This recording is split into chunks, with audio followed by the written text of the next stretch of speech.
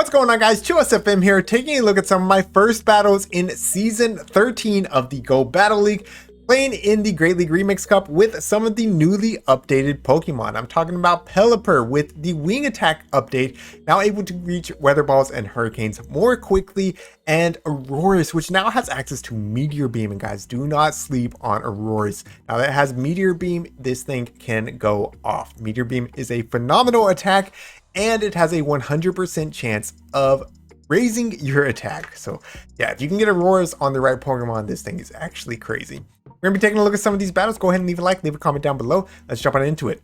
All right, so first battle up against a horrible core breaker, Stunfisk. I did not plan for this thing whatsoever. I'm gonna come in with my Pelipper and eat this double super effective discharge because we've already seen a Galvantula and we know Pelipper is not going to be that useful. Make it to the Weather Ball. I'm hoping that this is lethal. However, Stunfisk is pretty bulky, and you can see they do survive. So I try to snipe with Powder Snow. However, they do get off the Mud Bomb here. I do have to respect the damage from it because it does hit for super effective. Yeah, I mean, that thing really just beats all three of my team. Aurorus probably does beat it, but not very well. Out comes an Ariados. So this is actually looking okay because we do have Meteor Beam now. All right, with Ancient Power, probably not enough to take out the Ariados, but with Meteor Beam, even after that lunge debuff, this might be enough. We're gonna find out right here. Gonna connect, and yes, one-shots the Ariados, raises my attack, and now in comes Galvantula. Of course, they're going to be throwing the lunge here, but I do have to respect the damage because I have basically no health remaining. I'm going to be baiting with the Weather Ball. Looking to grab a shield right here. Do we get it? Yes, we do. Can we make it to the Meteor Beam? No, unfortunately, they make it to a charge move right here, expecting the discharge, but it's going to be a cross poison. We survive, going to be able to get off this Meteor Beam. Now we are 2 stages debuffed, and then 1 stage, our attack rose back up, and it's going to be enough to take out the Galvantula. So GG's. Well played to that opponent. Jumping on into the next battle up against a Samurott lead. By the way, I try to edit out some of the battles where it's just new players or they don't have it powered up, their Pokemon powered up, stuff like that. So you should see mostly legitimate plays by my opponent, and mostly how I play normally. However, I do make a misplay here. I go for the Weather Ball against this Noctowl, and I have no reason to. I have 2 very strong answers for Noctowl in the back. It's all right. We're going to build back up to the Hurricane, come in with Aurorus, and find out how well Aurorus can tank a Shadow Ball. Shadow Ball comes through. Maybe 2 Shadow Balls plus the Wing Attacks do take out. So I do need to throw this Weather Ball before they throw again. And I think this was CMP. So Weather Ball, enough to take out the Noctowl. Out comes the Samurott. Samurott, very spammy. They're definitely out of move, but they get greedy. We're going to be able to get off this Meteor Beam. This is going to be hitting for neutral. When I tell y'all Meteor Beam is a good move, it's a great move. It takes out the Samurott. Out comes a Raichu. And at this point, we can just throw the Weather Ball. We've already raised our attack. They have to respect it. And we got a Steelix waiting in the back for this thing. So the game is just over. They're going to farm me down. I'm going to come in with Steelix. I'm going to go ahead and just let them see how much the Brick Break does, so they can kind of judge but on their own if they have a chance here. Yeah, Brick Break does just nothing, and they top left. So GG's. Well played to my opponent. Jumping on into the next battle up against a Noctowl lead. So I have 2 better answers in the back. I am going to actually stay in here. I do know the counts for Noctowl now. It is 6 to the first Sky Attack. I believe it's 5 to the second one. So I'm going to go ahead and do 6 Wing Attacks myself and try to catch on my Steelix, which we do. Beautiful. So we waste some of their energy. They stay in here, which tells me one thing. They just want me to throw my Psychic Fangs so that they can leave and clear the debuff, wasting my energy. I'm not going to let them do that cleanly. I'm going to overfarm, and then I'm going to go for the Psychic Fangs. So Psychic Fangs comes through, and there it is. They swap out to clear the debuff. I'm already at the next Psychic Fangs. I'm going to go ahead and throw it into the Dusclops that came in. They're going to go ahead and just drop their defense. Dusclops is very bulky. We're going to need multiple of those to connect to be able to take this thing out. They're going to be throwing a Shadow Punch, so not running Poltergeist. That means I don't really have to worry about shielding immediately. I can go ahead and go for the next Psychic Fangs here. Again, dropping their defense even more. They don't want to shield up a Psychic Fangs on a Dusclops. Like, that would just feel bad. So we're going to go ahead and just tank this next. I mean, this battle with a bulky Pokemon. No joke right here. I'm going to make it to another Psychic Fangs, but I knew it would be CMP, and I figured Steelix probably loses CMP. If I go ahead and just tap on through, I'm going to just farm them down here. So we do get a switch. We do have to give up a shield for it. That's perfectly fine. out comes a Cofagrigus. I was waiting to see what it was. If it was the Noctowl, we would have gone Psychic Fangs, but Cofagrigus, we're going to go ahead and throw the Earthquake. By the way, no one expects Earthquake right now. And yes, we could have had Crunch. They probably should have respected the move there anyways. But yeah, I didn't have any Earthquake shielded at all today. They do make a really nice catch onto the Noctowl here. Noctowl is very low, but they do not protect it, which is a great play for them. But in comes my Aurorus. I don't even respect the first move. It was a Sky Attack. I didn't think they had enough for a Shadow Ball here. But yeah, I mean, this thing's crazy spammy now. I mean, same with Pelipper, right? Both very, very spammy now. And Aurorus, like, this is kind of where the allure for Aurorus already was. It has Powder Snow plus Weather Ball. So you're very spammy with that combination. I guess the same as Pelipper with Wing Attack and Weather Ball now, since those are clones, Powder Snow and Wing Attack. Regardless, going to make it to the next Weather Ball here. My Switch Clock should be up, and I can just swap out 2 more Wing Attacks. We're at the Weather Ball. This will be enough to take out the Cofagrigus. That's going to be GG's. Well played to my opponent. All right.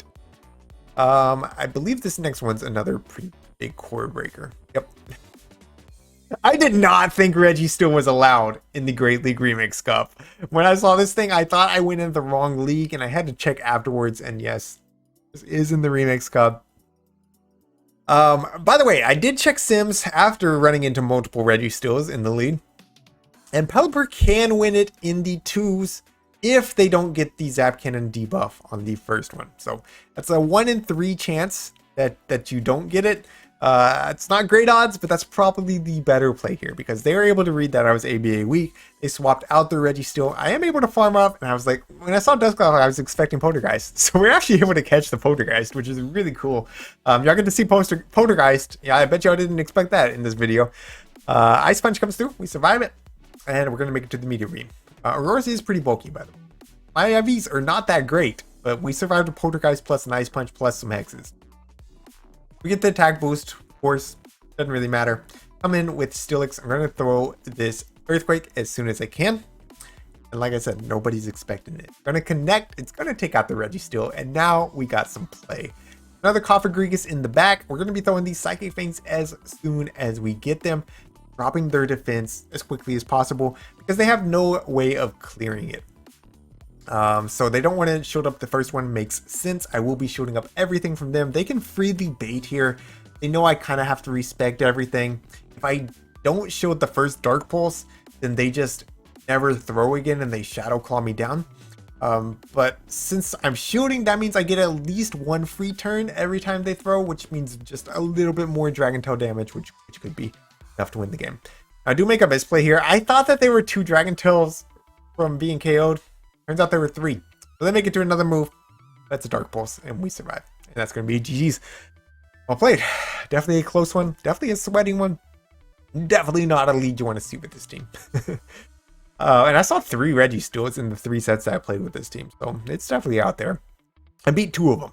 So I can't be too mad. Alright. Into the next one. Galvantula lead. Again, horrible lead for my Pelipper.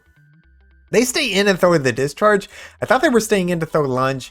Again, this is earlier ranks. I try to edit out most of the new players, but you know, there are still going to be some. Otherwise, I wouldn't even have a full video. So out comes a Frostlass. They only built up to 6 Powder Snows. I know it's an Avalanche. It's definitely going to hurt, but I figured I could survive. And yes, we do just that. I can throw the next Psychic Fangs. Just Steelix is just a bully, right? Like you're just dropping their defense and doing more and more damage as you go. We actually get the full Dragon Tail down before they make it to another move. But I didn't even have to give up the shield there. Out comes the Galvantula. We're going to throw the Psychic Fangs here. Grab a shield. Beautiful. They're going for the farm down, but we're going to make it to another Psychic. So this Galvantula will be absolutely loaded with energy. But we're going to get both shields. Yeah, and they have like no health. So at this point, I'm just going to come in. I'm going to Powder Snow down. We saw them throw the Discharge before, and they throw another Discharge here, which pretty well confirms they're probably not running Lunge. So I will go ahead and throw up a shield right here. And this is going to be another Discharge. In the back, going to be a Noctowl. Now we get to really see what Aurora Beam can do. Noctowl's bulky, right? Noctowl is pretty bulky, and this is a powered up Noctowl. Aurora Beam, Meteor Beam doesn't care. It would make sense if it was Aurora Beam, right? Aurorus. Anyways, Meteor Beam takes him out. Into the next one. Frostlass lead. I didn't really know what to do here. Probably should have just swapped out, to be honest, because this avalanche does way too much damage. This game is nuts, by the way. This game is absolutely nuts. So I build up to the back-to-backs, or to the hurricane, and then they catch... What they catch on? The Registeel, right? Yeah, it's another Gum Registeel. So we're going to come in with Steelix. This is actually good that they swapped it in here, though. At least Aurorus doesn't have to see it. And I know I can definitely tank one Focus Blast, right? Steelix is slightly bulkier than a G-Fisk, and G-Fisk can tank one. We're going to go ahead and tank that. Going to be throwing the Earthquake here.